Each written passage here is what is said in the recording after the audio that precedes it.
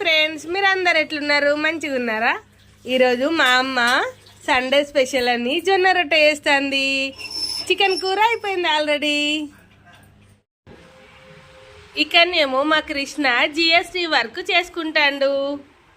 తప్పదు కదా friends, work ఉన్నప్పుడు సండే అయినా సరే మనం పర్మిషన్ ఇవ్వాల్సిందే కదా చేసుకోవడానికి.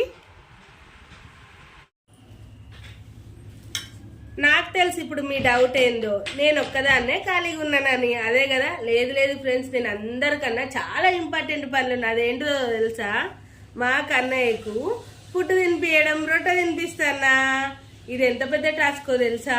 అసలు అందరు 30 తిప్పలు పెట్టి 3 చెరువుల నీళ్ళు తాగిస్తారంటారు కదా చిన్నపిల్లలు. మావాడు ఎట్లా తెలుసా?